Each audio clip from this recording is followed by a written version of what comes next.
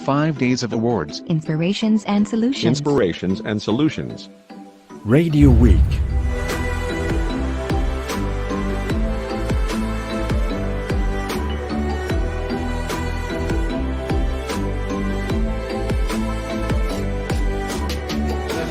RadioWeek. 5 days of awards. 5 days of awards. Inspirations and solutions. Inspirations and solutions.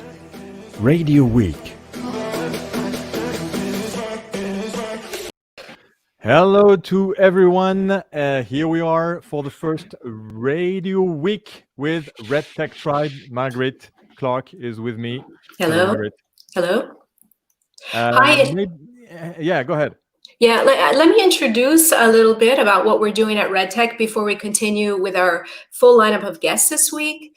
I think many of you know, I hope, Philippe Chapeau, I, and Fiorenza Mella launched RedTech Tribe in September 2020, just 4 months ago. And our goal is, we're a business and strategy technology platform, and our goal is to bring together international news and topics that are of interest to the radio world and also to the digital audio industry. We felt there was a niche for this, and so we took the leap and went for it. And also we decided to do it because for us, it's really important to have an international perspective about what's going on in the industry. And hence we have Philippe, who's French, myself, I'm American, and Fiorenza, who is Italian. She will join us tomorrow. Fiorenza, you will discover Fiorenza tomorrow. Absolutely. So the program today is and for the next 4 days is really rich. You can check out that on connectonair.com. And soon, Margaret, we will have also our first magazine that will be published. Maybe a word about that magazine that we will normally discover before the end of the week. That's right. We have our first print issue. It's going to be ready, hot off the press in just a couple days. We've got some really interesting info, and we basically traveled the world. We have information from New Zealand, things happening in the UK from BBC Digital Sounds, BBC Sounds. We spoke to Ross Adams at Acast in Sweden, and much more. But I don't want to tell you everything because you'll wait for the magazine to arrive. Yeah, exactly. So let's just look at the program for today. We have Tamar Charney that is with us, and then we will have a RedTech Award. Then we'll go to the RedTech Talk with why adopt a multi-platform approach with Stan Walbert, Omar Esak, Marianne Sedler, and Jose Loureiro. And then a last award, and then we will have a presentation of the WorldDAB with the visual experience in the car. And before this visual experience in the car, we will have a RedTech Award. So let's just go directly to our first guest for this Radio Week RedTech afternoon. So we are very happy and pleased to welcome, and I will just add Tamar immediately to the stream. Hello, Tamar. Hi, Hello, Tamar. good to be here. Welcome. You say afternoon, it's like early morning here, but yes. Yes, that's true. Yeah, we are international, so we have to think about some other place than France. So because Margaret is in France as well.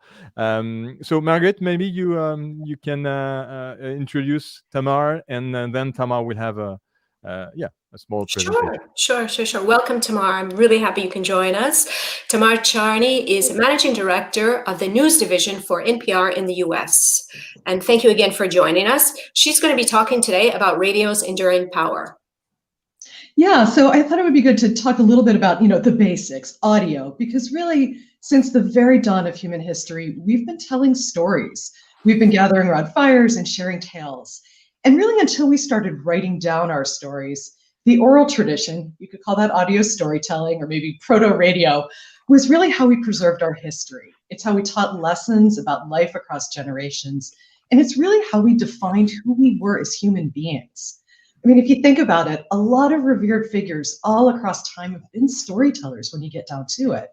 Griots, shaman, the Gospels, all of the famous poets, and even Hollywood's biggest names are really storytellers at heart. And throughout all kinds of twists and turns about how we share our stories with others, audio storytelling has always been there.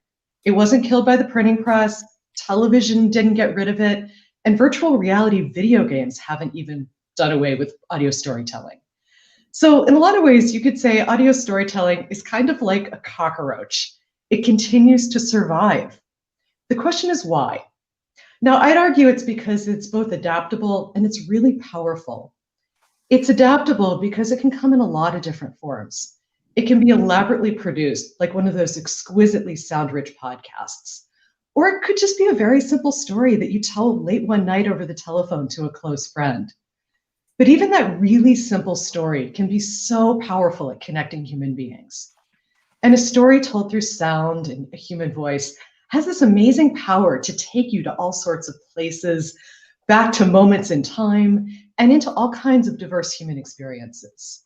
And Lord knows, it's a heck of a lot cheaper to tell a story with some sound and a human voice than to do a bunch of expensive high-tech, special effects and expensive location filming. And I think at a time when so many organizations are under a lot of financial pressures, there really is this growing realization that audio storytelling packs a real bang for the buck. And it is such a powerful form of storytelling because it's so good at giving us human beings what it is we're looking for from the media. In between some radio jobs, I did a little stint in academia, and I was road testing a media use theory called uses and gratifications to see if we could explain why humans were starting to use this new technology called the internet. And at the risk of oversimplifying a pretty complicated media theory that's really good at explaining why we use certain types of media, you could say uses and gratifications explains that we're using most media sources for a combination of three reasons: to be informed, to be entertained, and to connect with other people. And the thing about audio is it happens to be really good at all three of these things, often simultaneously. You see, a good audio storyteller can often really feel like a friend or a companion, and they're telling you about something you're interested in, often in a really compelling and entertaining way. So it's so good at keeping you informed, keeping you entertained, and helping you connect with other people. And this is a big part of audio storytelling's enduring power. Now, audio may have endured because it's so powerful and it's really adaptable, but that doesn't fully explain why audio is such a big deal right now. I'd say the answer to that question happens to be technology. New technology has opened up all kinds of new possibilities for how we can share stories using audio. One of the tech giants once explained to us at a conference that every 10 years there's been this huge revolution in computing technology that's fundamentally changed how we live our lives. In 1997, computers were big mainframe computers, big computers the size of a bookcase.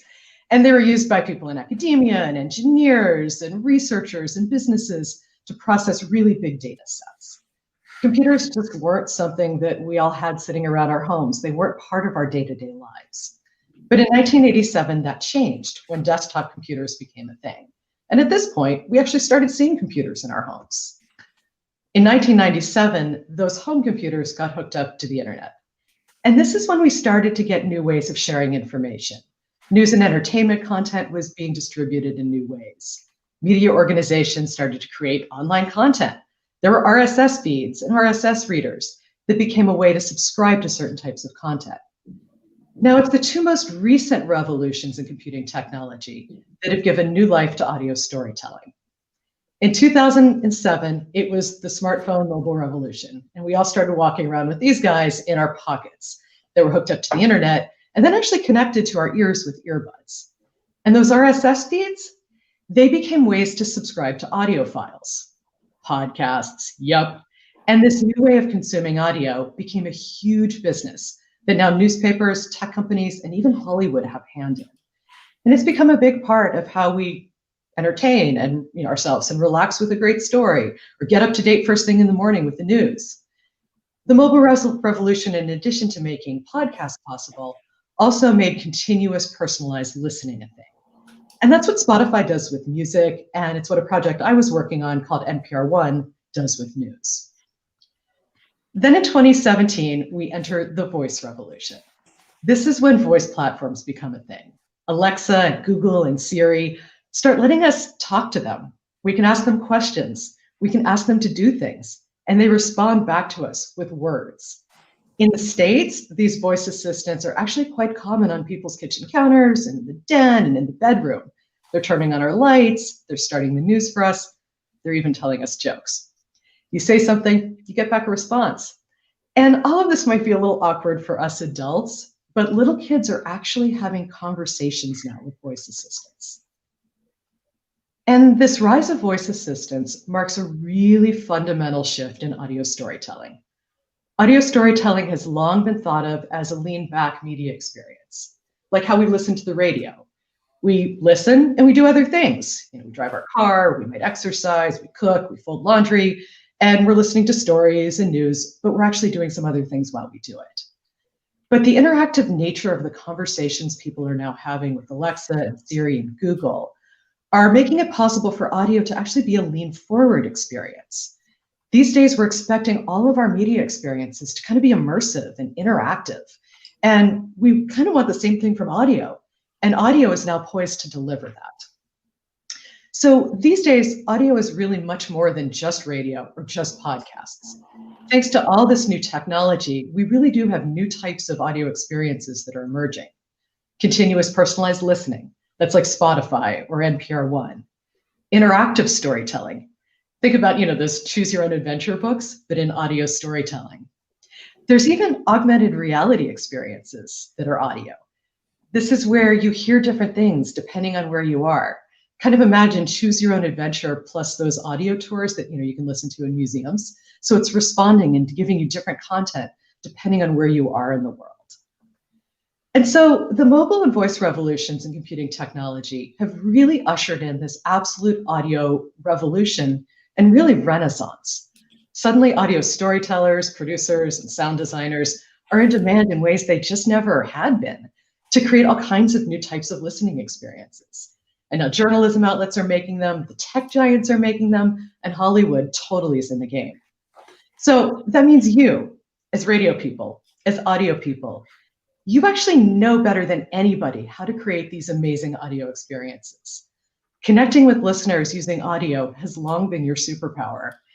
And I'd say this is actually your moment because lots of people are now consuming audio in completely different ways and on completely different types of devices. So go forth, use that superpower because audio continues to endure. Thank you. Thank you, Tamar. Thank you very much, Tamar. Very interesting. Tamar, we were talking a lot before when we tested the connection, and a lot of interesting all the things you're working on, and this and all the evolution of public radio service and podcasting, and the way that everyone is doing a bit what the public radio actors are really were used to do before, and the little long trend radio. So we could go on with you for forever. Unfortunately, we have a session after, and we have an award to give. So let's say that Margaret, what do you think about if that Radio Week is going well? We try to set a meeting every week, and we try to have an open talk with professionals. And I'd love you, Tamar, to because when we talked together, we really had a great exchange. We were talking about a lot of things, and let's take some more time on a little after this Radio Week. And that's a project that we have with both Frédéric and Margaret on the French side and on the English side, to have a every week moment where we can really openly invite some other professionals and talk about the future, and there's a lot to say about audio now and the power of audio, and that's what you present. There really is. And I have a lot of questions for you, so I'll save them for next time. I look forward to that conversation because there's All right. so much going on. Yeah, so I swear we're going to do that, because now we started with RedTech Tribe in September. Now we're doing the first Radio Week, so we're going to have some more and more opportunities to exchange. And your paper that you did on LinkedIn, I appreciated it very much. And there's a lot of radio public from the public sector would have to read it. Okay, Margaret, shall we? Thank you, Tamar. Yeah, thank you. Pleasure to be Thank you here. very much, Tamar, and we keep in touch. All right. Bye-bye. All right, Take bye. care. Bye-bye. Okay, so we are now going to the next event that we have today. I'm going to show you a bit the program and who's we're expecting. 2:25. It's 2:15. We're even a bit We're good before early. schedule. We're right Yeah, on a little time. We're early, good. right on Good. time. Yep. So with Stan Walber, Omar Esak, Marianne Sedler, and Jose Lurero, I see that Jose, Marianne, and Omar are with us. So I'm just going to let them in. And hello to all of you. Hi, guys.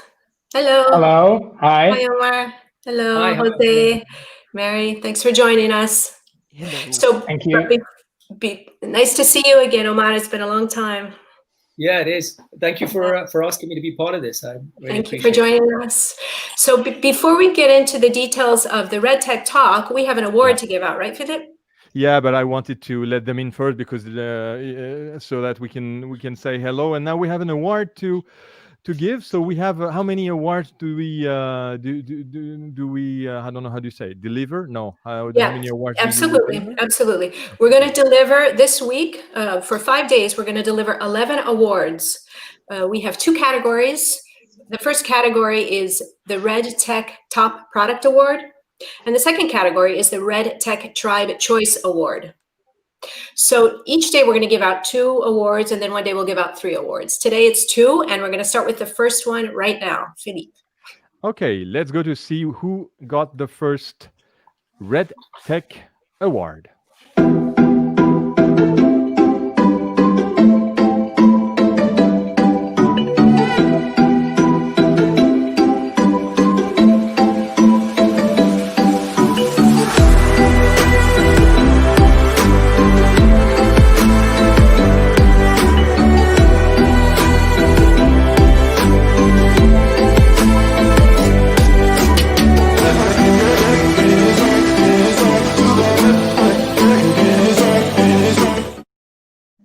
Okay, so here is the first award for On Earth's Nouveau, which is Margaret, if you can just say a word about this this cloud-based solution. Sure. On Hertz Nouveau, congratulations, Benjamin and company. Nouveau is a complete cloud-based virtual radio production studio that's available from a web browser. The solution packs all aspects of a radio studio, not only contribution, into an easily accessible service available as a subscription. Congrats to On Hertz again. Yeah, congratulations. And we have a Stan that is with us. Stan is there. Hello, Stan. Hello. Before we go on to the RedTech, I want to explain one thing about the awards, which I think is important. RedTech decided to give 10% of the proceeds to a charitable organization in the industry. And we had some really good ideas from all the entries. Everybody gave their opinion on where they thought the money should go. And we chose Viva for Life in Belgium. And Viva for Life is a charity event founded in 2013 by RTBF. And it raises money to help fight child poverty in Belgium. So that's where our money is going to go. Now, we're going to move on. We can show maybe, I don't know if we can see the website of Viva for Life, but the website is Vivacité. Yeah, Viva for Life, Vivacité. I will show it a little later. So we can start maybe with the conference. Absolutely. Before we get started with the conference, I'd like to introduce Omar. Thank you very much, Omar. He's coming all the way from Johannesburg, South Africa.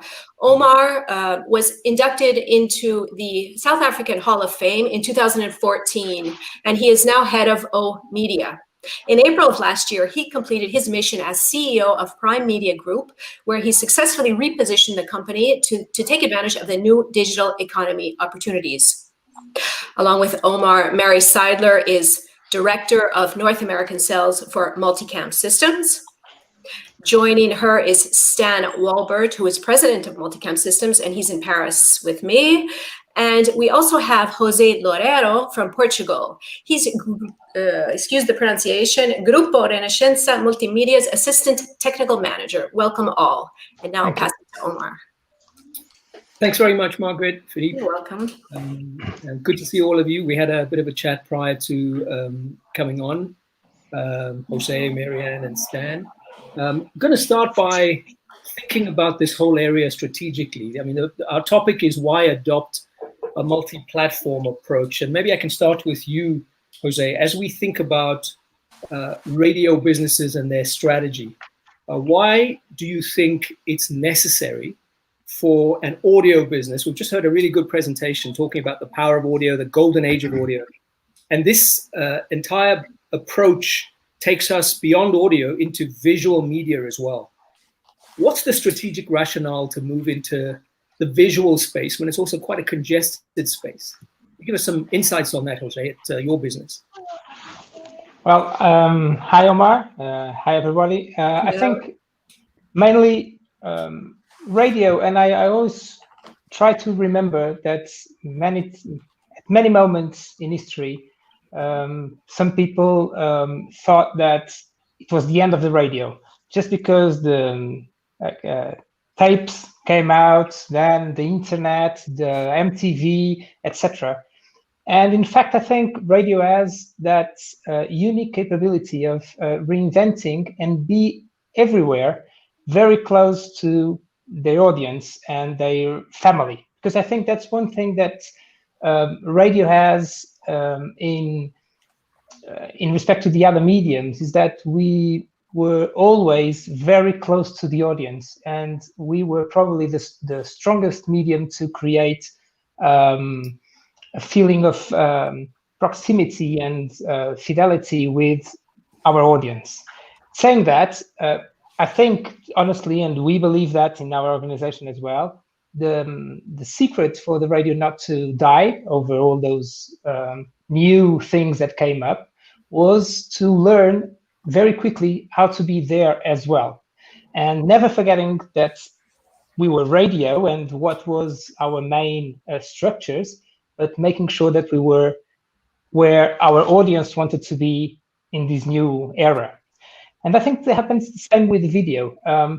We realized quite a while ago already that people was having some changes on the consuming perspectives. They were still consuming content, and we believe we are the best producing content. So no one produces content as good as radio. We lived an entire life having to, only with audio and with sounds, creating an image in the head of the people, creating emotions, bringing emotion to the relation between just someone somewhere and someone listening to it. And so we knew that we could do it very well, but we knew also that we should be there. And I think that's why we radio, and specifically our group, we always look at the new platforms as somewhere where we should be. And nowadays, I think that's a slight difference from the past. In the past, we tended to use those mediums as an extension of what we were.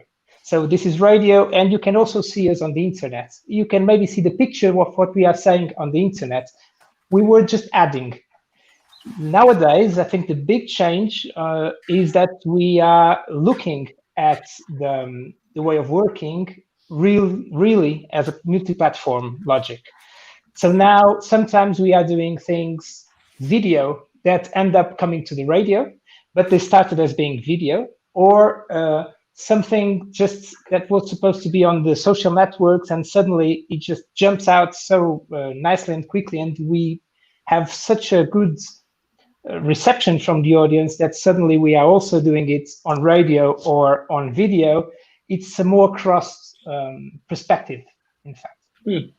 Thank you, Jose. I'm going to come back to asking about results that have been achieved as a result of moving into this the visual space. What kind of objectives have been met in terms of audience growth and so on. But first, I want to ask Stan, what does multicam offer as radio businesses shift from pure audio only into the video space? I mean, where I worked, we had webcams in the studio, and obviously we'd stream on Facebook Live and various other platforms.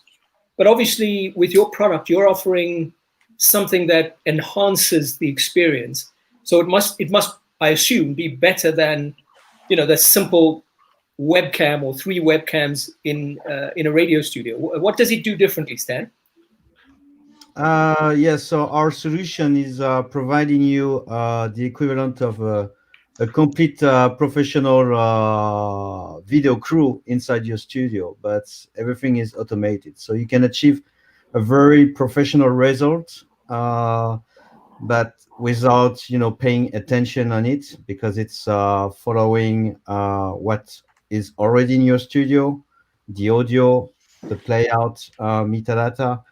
And yeah, it's really easy to use and straightforward. What about all of the sort of production capability of professional video, to be able to put up, for example, input from audience? Can that all be done in real time? Is that automated? How many people is that required? So I was watching something from a station in Baltimore, a music radio station. I thought it was amazing. Thanks for sending that through, Marianne. I was really impressed with how they were using it, but I was wondering whether most of that can be done automated in real time, or that requires 2 or 3 other people, because they were doing some really clever stuff by bringing in feed from their audiences that were watching, the on-air talent, and it all seemed so seamless. How was that done? Yeah, so it's the power of the integration we developed and compatible with quite all audio consoles and playout automation systems.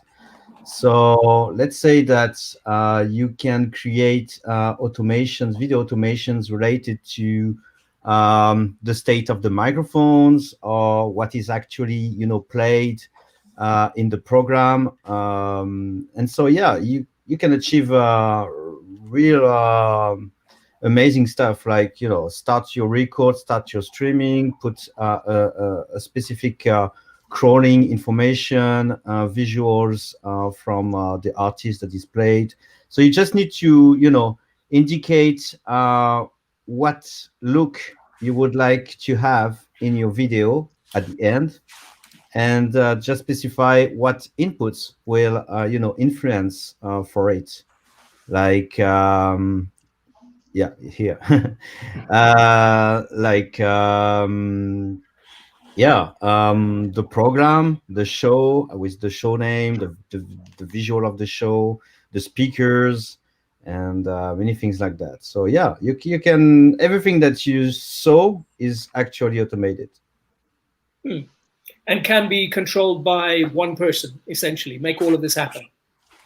Yeah, so you have the choice anytime to act on the system and take control of a few things, like let's say that okay, we are in a talk session, like we are actually, and the system is giving me the picture because I'm talking, and this is how the system will act.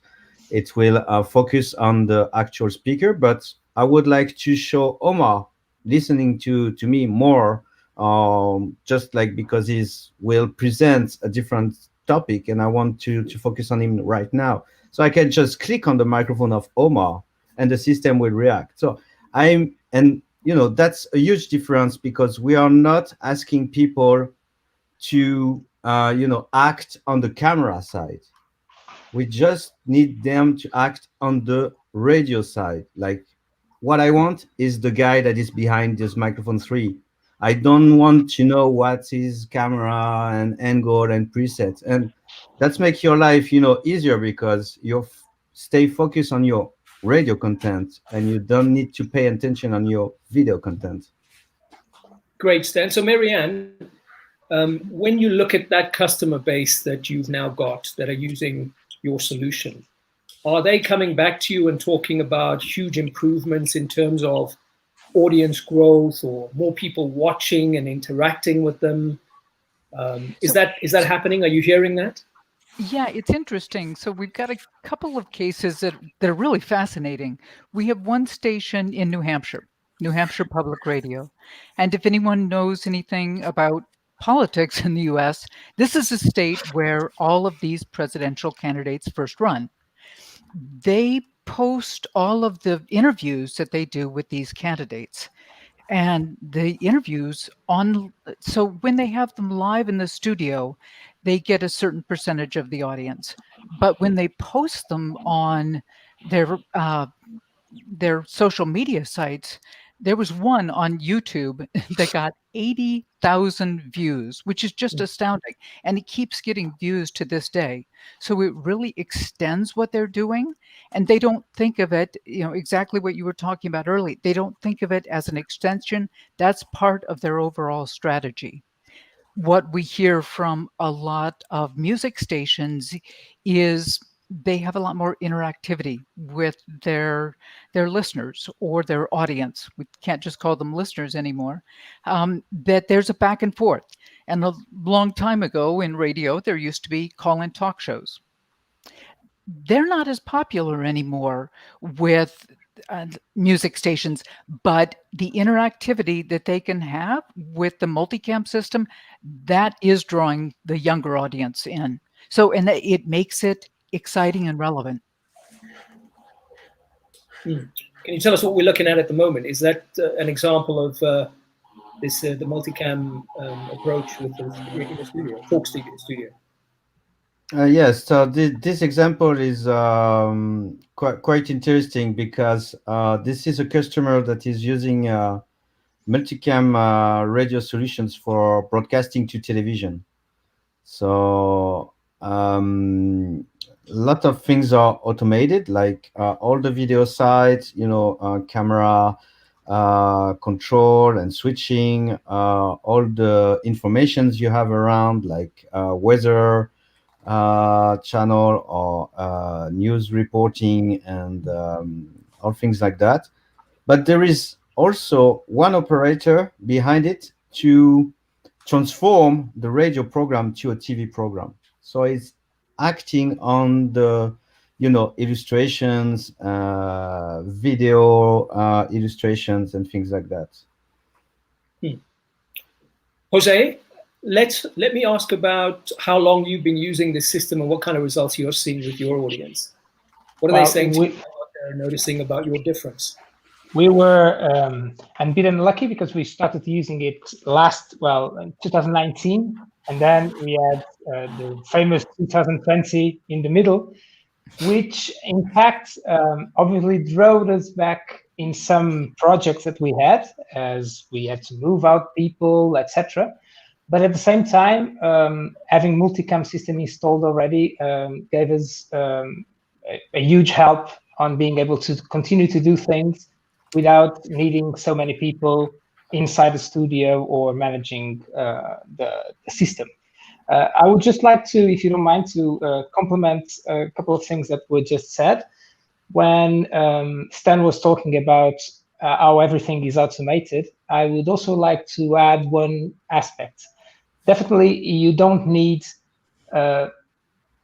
video-trained personnel to manage the system, and you gain one thing that we didn't have even when we were doing video with a video team, if you can say this, which was consistency. Now, what I have is that I had someone that created all the presets, all the shots for the cameras, and program it to the system. So I have one single vision of what is my aspects on the digital video channel. And this means that it doesn't matter if it's the morning show that is operating it fully automatic, or with the producer doing some interaction with the system, or if he's in the late night show or an interview, the look of my video, it's always the same. And I think that's also a big advantage of having something like this, because not only you need less people, but you have a more consistent image to the public. Going back to what we already have done, I think it's one of the things that we definitely go live a lot more. Everything was a bit complicated, even when we had a setup already of cameras in the studio, etc. We were always fighting about, do we have the people available? Can we do it now? We can't do it. Now it's a lot more spontaneous. So sometimes even if it's not planned, but the morning show has a motive to go live on Facebook, YouTube, on the website, whatever, and they can just decide, well, obviously with talking with the program director, but they can just do it. And it doesn't really request that planning and making sure that they have the people there, etc. So we are doing more production. And that helped us to get closer to the people, to the audience, and sometimes creating products that are living by themselves without plan. So sometimes maybe we do a live of something that wasn't really planned to do. It was not a real product that we were planning to release. And then suddenly it gets so much viral that it brings us to the radio people that were not listening to the radio, and they discovered that moment on the digital platforms, and then is coming back to listen more in the radio. So that's one of the things that I really believe that, and I've discussed with the program directors, is that the fact that we are more present and easily present on the other platforms, it's drowning people to the radio, which was maybe a medium that they were not paying attention that much. So that's, for me, one of the biggest advantages. Another one that I can share with you is related with our full service station. We have a full service station with more news. And sometimes when we had a very relevant person interviewed, we would make sure that they did a video, a good quality video, and we would release it on the website or wherever. And that would be catched by some TV channels, projecting our image and our brands. Because now we are creating more of that, and sometimes just with very small entertaining moments, we are looking at maybe sometimes some comedy moments that didn't have any normal impact on TV stations. And because they did something, a joke with a politician or something like that, suddenly you have a very casual moment of radio used on a national TV channel.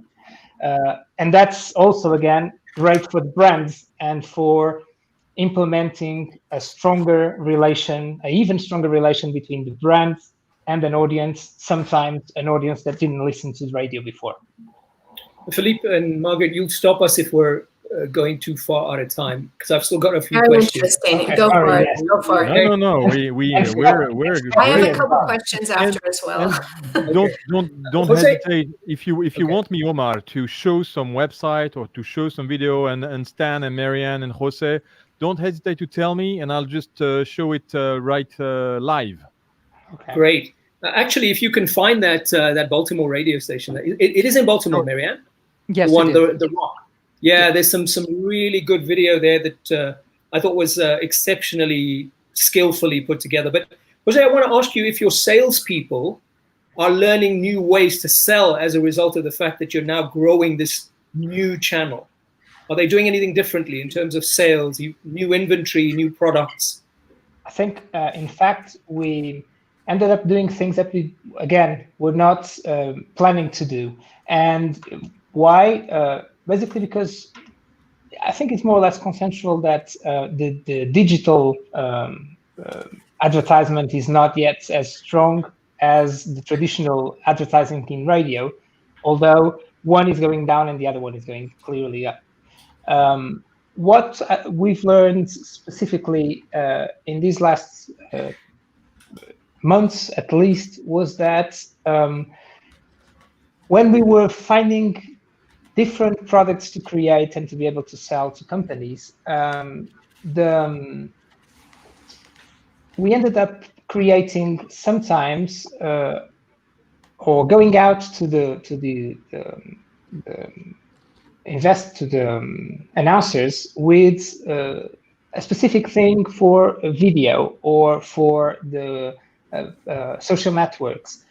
And suddenly we were creating a package that included radio again as well. And sometimes to clients that were not investing in radio at all for many, many years. So we started by creating products to try to diverge from the traditional radio advertisements. And we ended up with full packages, multi-platform of for clients that were not actually investing on radio. And I think that was the biggest surprise. And it was, again, pushed by the fact that we had conditions to do pre-recorded material outside, sometimes in different locations with cameras, video teams, etc., and maybe releasing that on social networks, and so making some branded videos with the clients. But because we had solutions to do things inside, then suddenly we are also doing, or they are also investing on the radio as a full package. Even in content, I reinforce this again. We started to be more present on TikTok, also with some brands investing on it, and suddenly our station for younger people that never thought about bringing TikTok into the radio, we now have a TikTok show in the radio with no image, in fact, in the beginning, and now crossing with some videos and guests from the TikTok world. So I think that's the main thing, is that it opens a totally new world. So in fact, we started to think, and the commercial teams started to think what we could sell parallel to radio. And now, and for the last month, we are building packages, clearly multi-platform packages that include radio. And the biggest surprise, and I reinforce that, is that for clients that didn't invest in radio for a long time. Stan, I think you're a big discount to Jose. He's done an amazing job of selling. I want to go get it right away. I try to find the Baltimore station, but unfortunately, as it's in the States, I can't access the website. So I found the 98 Rock Baltimore. That's the one. Yeah, that's the one. Yeah. Yeah. Okay. So this one I can access to the website, but so that's the website of the radio station. You can't actually see the video that they. Yeah, I'm not sure they have video, and it's hard to access from outside the US. And do we have your videos, Jose? I don't know, because as I believe you know, we are not doing. We can research a little bit on our websites, but we are not using it as, for now at least, as a continuous channel, or do we have full programs transmitted? It's more for small elements. So we would have to search a little bit on the website. I didn't really prepare any content. I think, Marianne, before we wrap up, probably you can direct people to where they can go and watch some of those really amazing morning show bits that the Baltimore stations put up. But Stan, I want to ask you about analytics. I mean, obviously, we're in the world of data analytics being very important in terms of defining audience segments and so on. When you use multicam and you put out this kind of, and you stream this kind of stuff, is there an analytics engine behind it? Does the radio station have to come up with that so that they can start to segment their audience and define who it is that's watching all of this? Is that part of your solution, or is that what the radio station's got to come up with? Quite tricky questions, because we are actually working on something. I cannot give you too much detail right now, but you can share your screen if you want. If it's really, totally confidential, just share your screen. We're press. It's okay. No problem. I will just send you a USB stick with. No, okay, but there are some solutions that are available, and obviously including watermarking inside the video stream, for instance. Okay, I shared.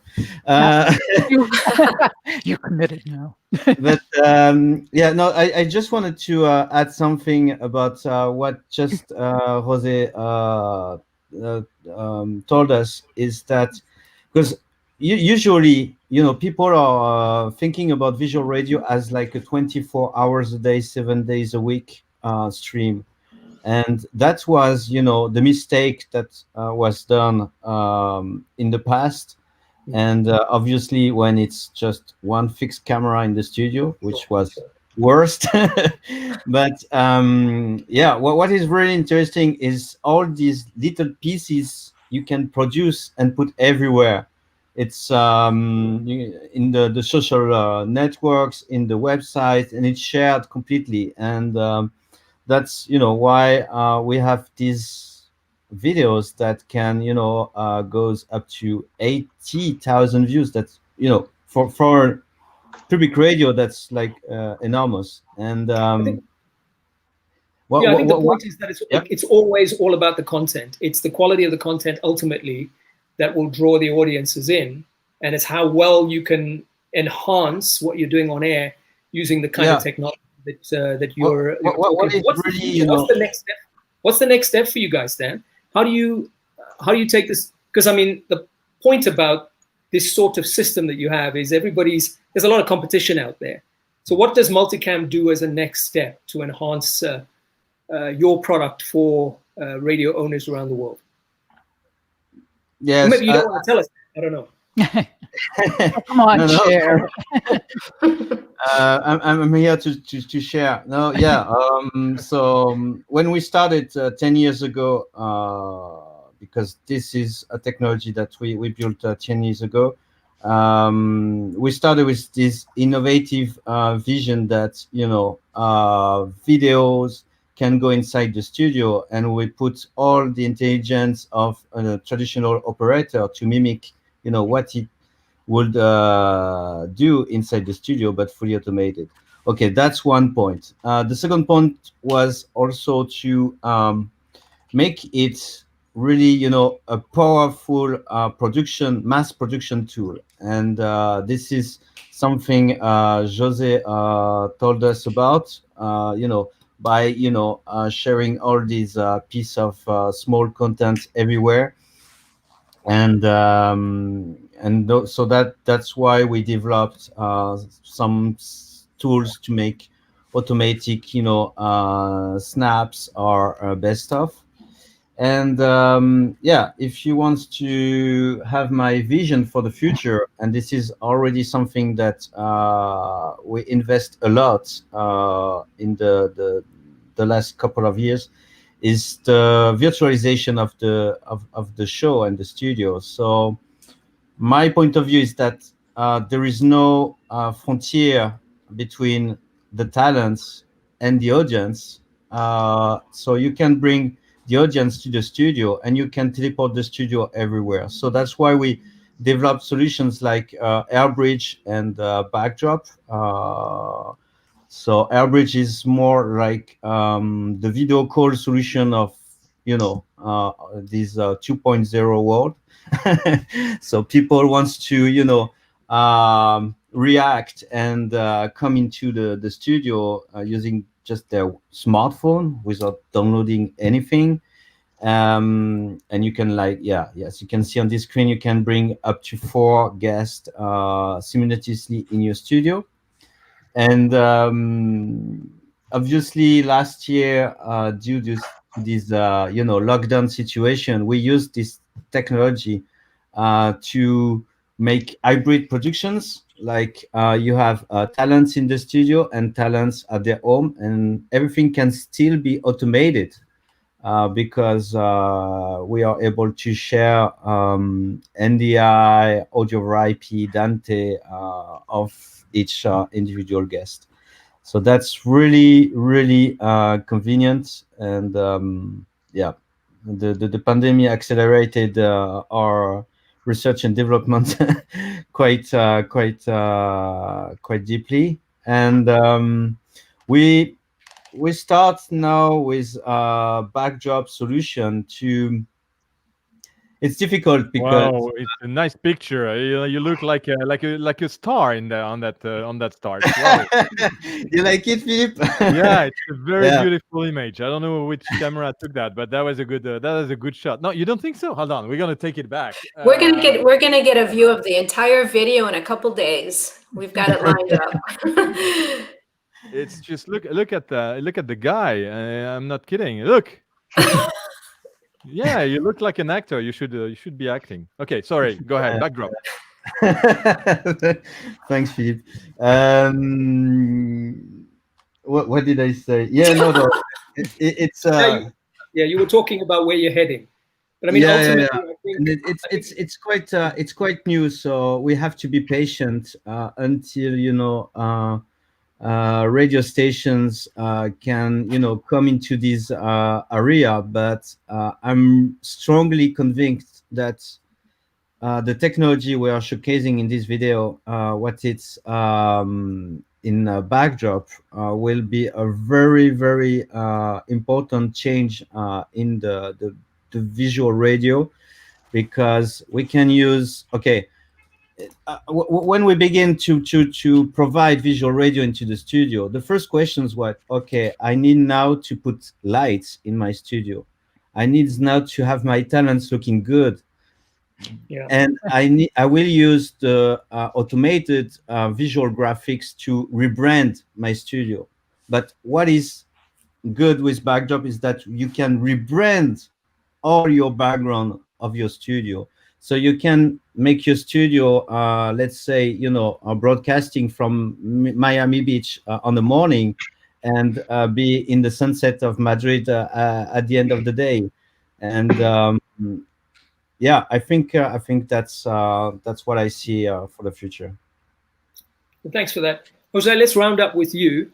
So as far as you're concerned, this is successful. It's working for you. Your salespeople are happy. They've got new product to sell. Your program managers are happy that they can grow their audiences. Is that what you would say? That this is a solution that's actually delivering on essentially, when we're radio owners, we have two big metrics: grow audiences, sell more inventory, make more money. And if it delivers that, then it's going to work. It's true. With one extra, reduce costs. And the thing is that maybe, as you were talking also earlier, maybe you could do all this with setting up a traditional system in the studio and have someone directing, etc. The thing is that you would have to grow the teams. And so, yes, I would sum up saying that we are quite happy.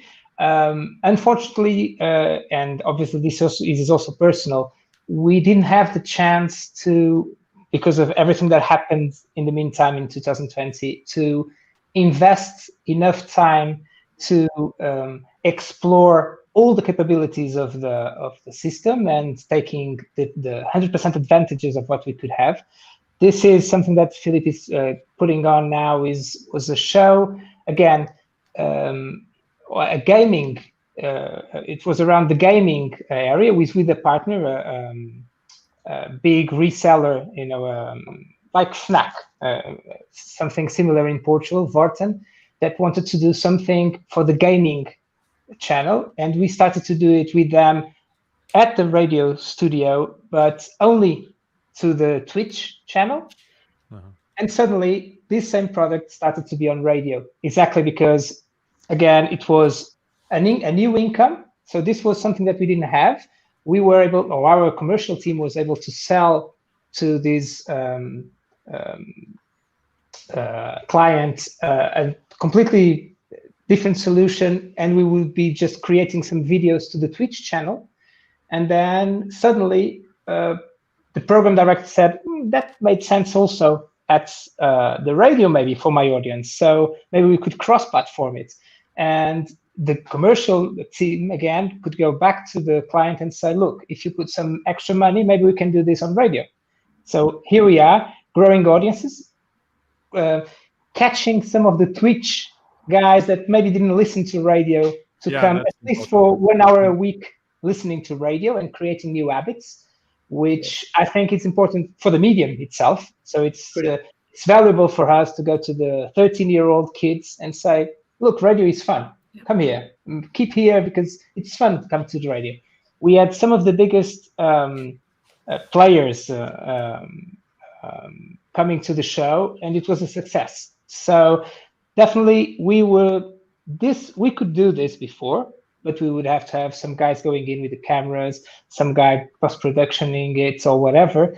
And maybe we would never had the chance to, probably would have done it outside of the studio and not on the radio studio. So we would never have the chance to say to the client, let's make radio as well. Yeah. So I think the sum up is, yes, it's a good way. Obviously, there's a lot to work. I get a bit scared with this direction that Stan is taking with the backdrop, just because I think it is a very clever solution, but obviously a lot more expensive in initial investment at least. And I think radios suffer a little bit for that. It's not easy for us to have a full back wall of yeah, but look, Jose, you already have your screens here in the studio. So yeah, part of the investment is already made. Okay, maybe, yeah. But things like AirBridge, for example, which I know they were working on it before the lockdown, so it was just a push. It's something that I can see, and we have already discussed that. We didn't have the opportunity to acquire the AirBridge, but it's on our plans because it's something that, as you were talking earlier, Omar, about the call-in programs, on the traditional call-in programs on radio, which definitely don't work anymore as a telephone call.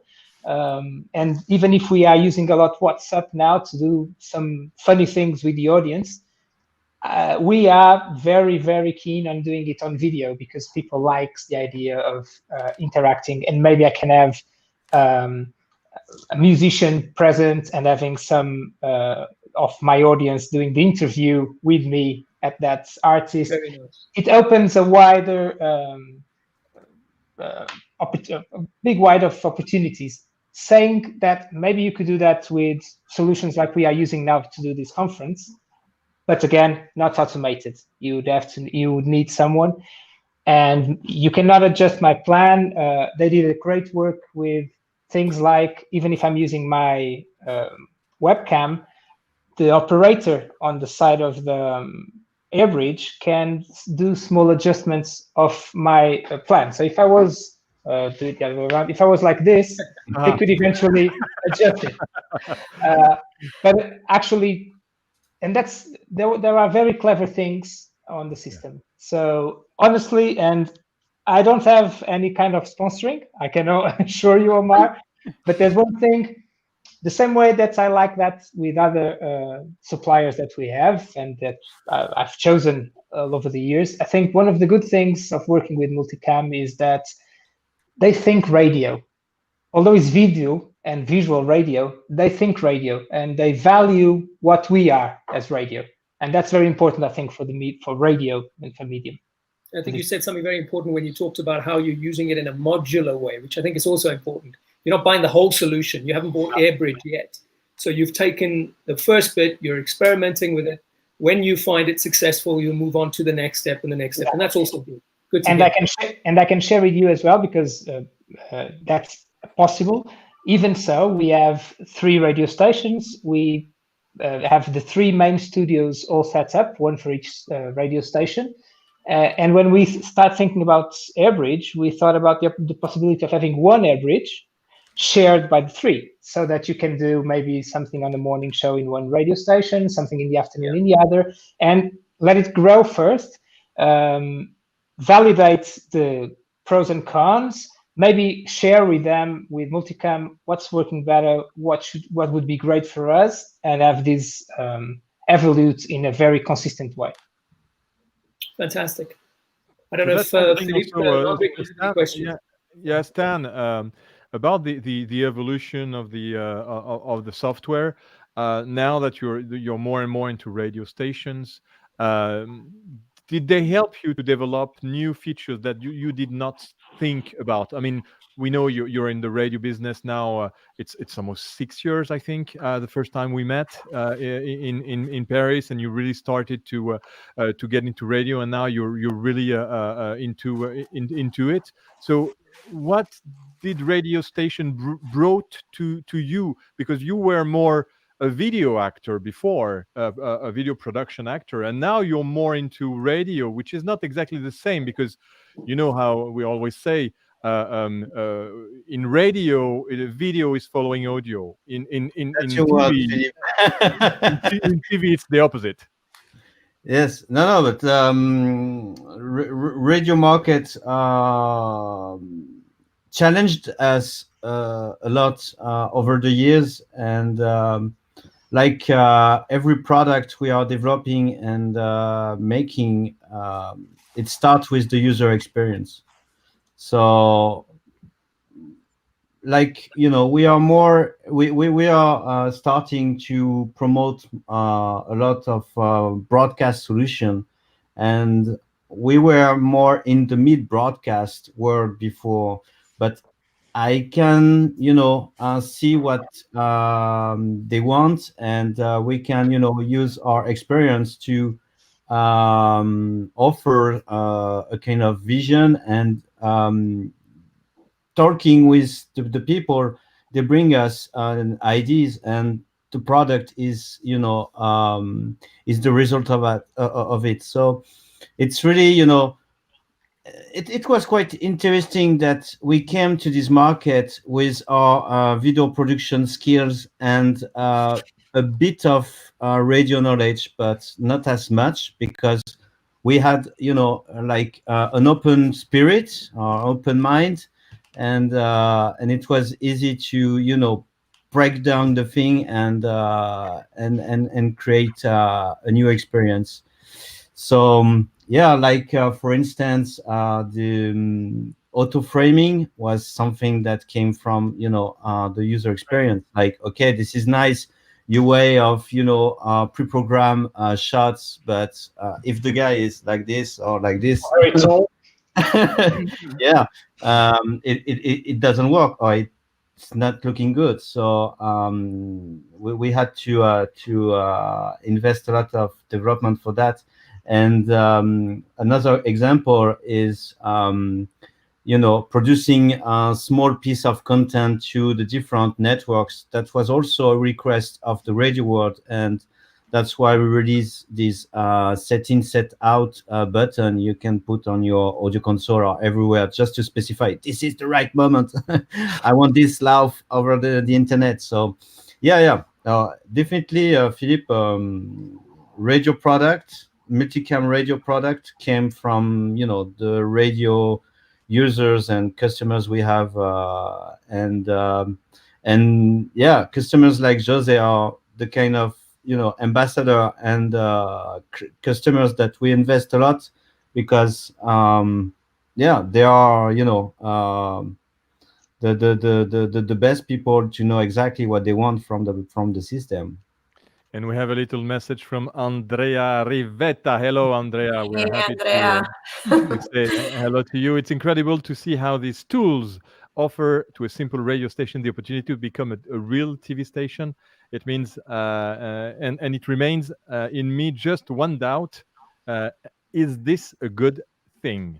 And that's another issue, because I think you can do what you want with the videos you're doing in the radio. You can just take some pieces and then use them to attract radio. So it depends how you use those videos and in which environment.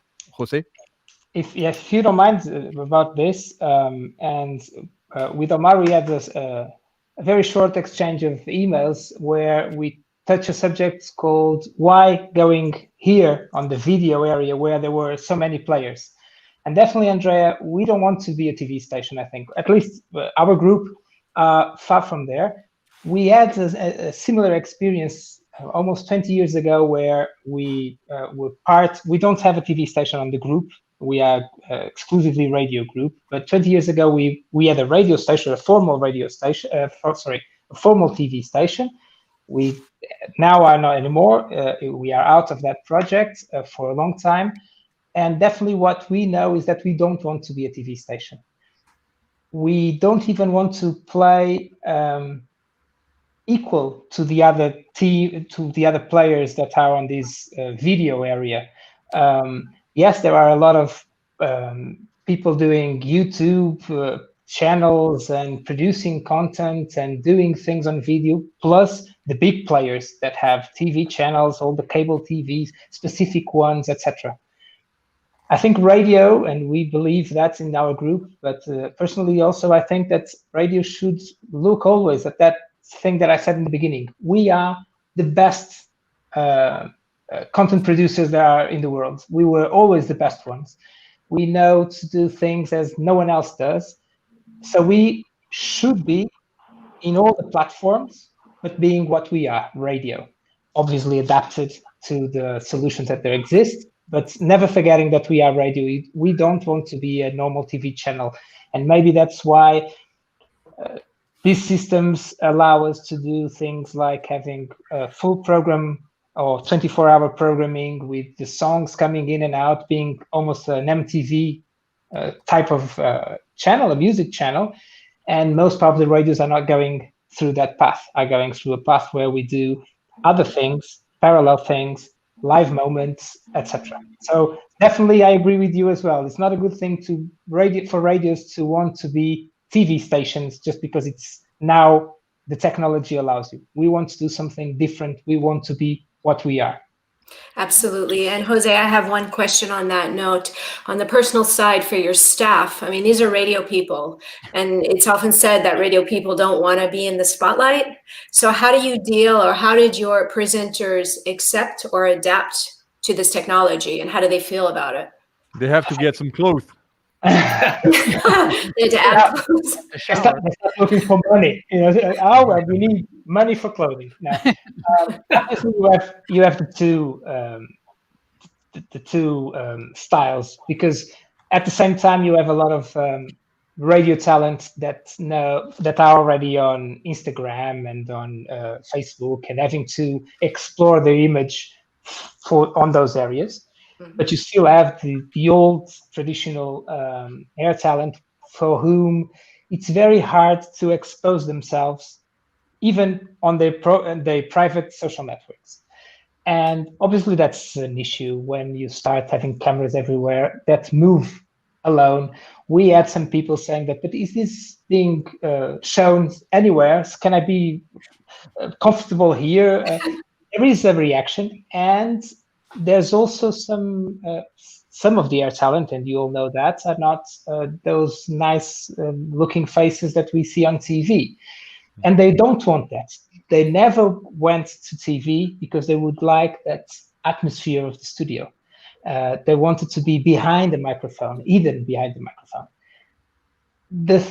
I think the secret was, it took time, and most of them now are comfortable with it, because we assumed that we were not doing, again, once more, the same idea. We are not doing TV except for specific moments. Of course, we have some moments where if we are interviewing the Prime Minister, we ask the journalists to have a posture of TV anchor, because we know that might go to TV at a certain moment, and we want to be nice looking on TV. But all the rest that is done in a very informal way. And because it's so automated, they resist in the beginning, but after a few months, they don't see them anymore. They don't see the cameras. The biggest fight probably is when we want to turn on the specific studio lighting that we have for video, because we have some lights set up to enhance a little bit the quality of the video. And once those lights come on, they react, because they feel that they are on the spotlight. Mm. When it's only the cameras, or when the lights are on for a few hours, they tend to forget it, because they are hidden somewhere, the cameras, they don't see them.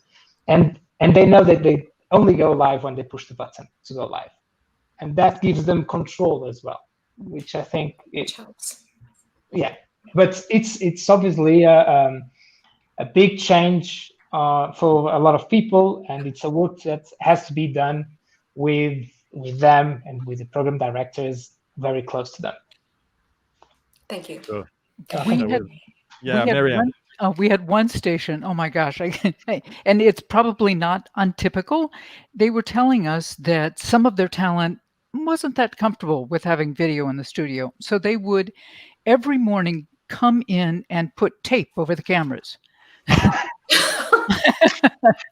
And then someone would come and take it down. And after there's some other stations that don't want. There's some people that are coming, some guests that don't want camera on. So you have to oblige to have a system, which means that don't go on him because he doesn't allow you to film. So this was like a cat and mouse game. Finally, I think one day they just got tired of going up on these ladders to put tape over the camera, or they thought of something else to cause problems. So eventually, exactly what Jose was saying, after about 2 or 3 months, even the people who were really saying, "Ooh, I'm not comfortable with this," they forgot about it, and it just seemed second nature. But yeah, putting tape over the cameras. We had some similar moments, and even worse because they would just turn around the cameras when they access them to force them to not being pointing at their position. It's just silly. But eventually they grow up of that and things stabilize. Brilliant. I enjoyed that very much. I'm not sure about the rest of you, and of course, most importantly, the people who are watching this. Hopefully, you've learned a lot, and I think, Jose, you've given us some really good insights on how this works to grow audiences, and you talked about a really unique commercial opportunity that your team was able to execute on as well. So you're achieving some of the key objectives as well with this technology, which is very important. And we hope strategy takes everything, and the fact that your strategy results in this technology enhancing your product, enhancing the opportunity for the audience, and of course resulting in commercial value. It means it's doing all the key things that it should, which is great to hear. Thank you. Okay. Maybe before finishing this session, we'll just look at the second RedTech Award, and then we'll just say goodbye to everyone, unless you have some other things to add before we go to that second RedTech Award. Anything to add, or let's discover then the second RedTech Award.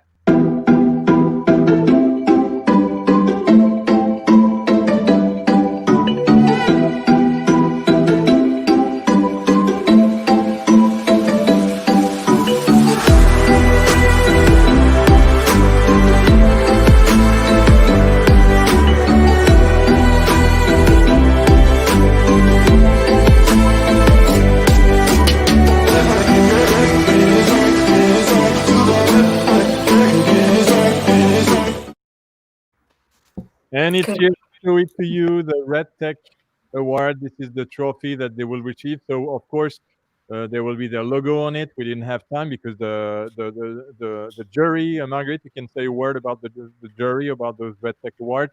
They decided not a long time ago, so we didn't have time to print them yet. But we will print them and send them to all the winners. Absolutely. And just to specify, this award was the RedTech Tribe Choice Award. And I want to point out that we chose a word to represent each letter in the word tribe. Today, it's trustworthy.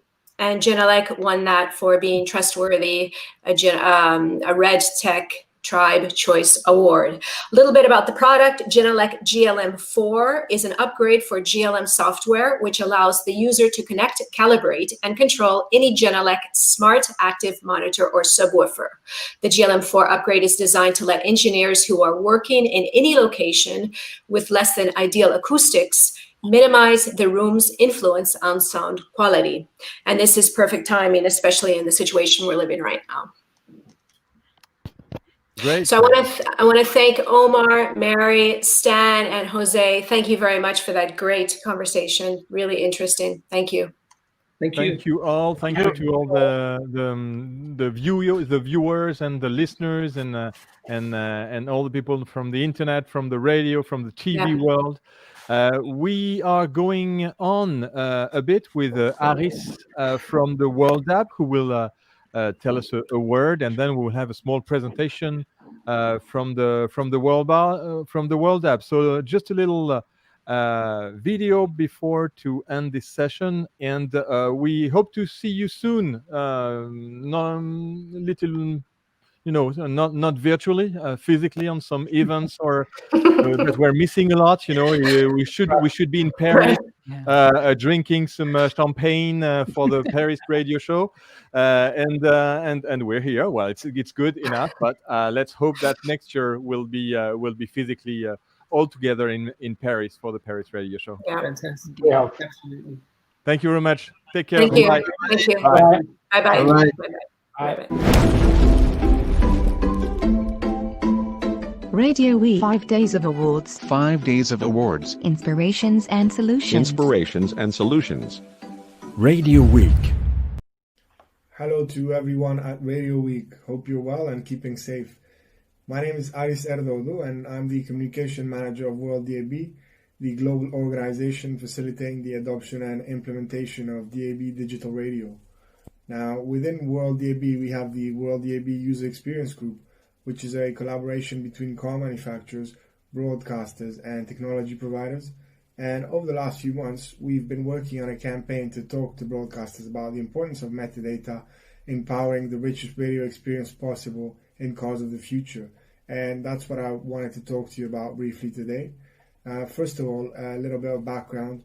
We all know that radio needs to be a really rich visual experience in cars of the future with bigger dashboard screens. And metadata is the thing that's going to power that. Metadata is the visual and textual information about your station that brings your brand to life, and it's broadcasters that are responsible for providing that metadata to car dashboards. Our campaign is really about highlighting the importance of metadata, providing education and understanding to broadcasters, and also help and support to get that metadata to car dashboards. Here's a short explainer video that highlights the campaign. Okay, so here we're going to show the video of the WorldDAB. So Margaret, maybe we can say goodbye to all those people, and we just finish with the WorldDAB video. Maybe we talk a bit about what's going to happen tomorrow in the program. So you can go and check immediately on Connect on Air. I mean, this video is available, so you can watch it again as soon as we click stop in a few minutes after the WorldDAB presentation. But let's see tomorrow. We are starting tomorrow at 2 p.m. with Margaret Antonio Arcidiacono. It's Italian, so it's not easy to say.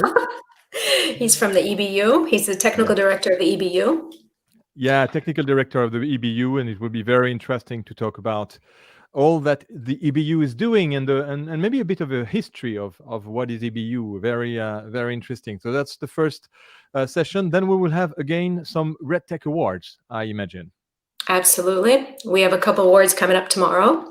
Also, Fiorenza is going to be with us tomorrow. She wasn't able to make it today, but she'll be joining us tomorrow for the intro. And then we're going to move into the Tech Talks, and we have 2 Tech Talks tomorrow. And one's going to have a focus of virtualization and radio. And the other is going to take a look at remotes in broadcasting, in radio broadcasting. And we've got some really interesting guests, again, from around the world, US, Europe, and elsewhere. So we're looking forward to that. And we're looking forward to speaking to you tomorrow and seeing you tomorrow and you joining us. Yes, that will be very nice. We will be starting tomorrow morning for the one that are speaking French at 10 o'clock with also a new program. And for now, let's go and listen to the WorldDAB presentation. Thank you very much for watching us, and see you tomorrow. Thank you. Thank you. Bye.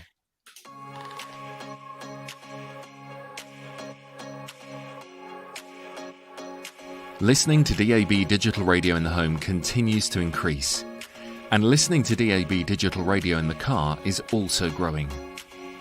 Digital radio has a special place in the car today, however, competition is increasing. To keep radio strong in the car, stations need to provide a richer visual radio experience for the driver using information called metadata. This is your station's visual identity in the dashboard without metadata. Using metadata, your station can provide a richer visual experience. Your station can look and feel like this, with your name and logo clearly visible, something which drivers expect to see in cars today. Basic metadata is this: your station name and logo. To improve your station's visual experience and look even better in the car today, you can add advanced metadata: station name and logo, song or program information, album artwork, artist name, and much more, letting the driver know what they are listening to. DAB+ provides basic metadata over the air, while adding advanced metadata with DAB+ and online creates a great hybrid radio experience. Radio metadata is information and content your stations already use online, meaning you can easily make it available for use in the car. Great metadata will become even more important as screens get larger and drivers become passengers in self-driving cars. Remember, your metadata powers the radio experience in the car today and in the future. You can make your station look great. WorldDAB can connect you with organizations which provide easy solutions for metadata in the car and create the best dashboard experience for your station. Contact metadata@worlddab.org to find out more.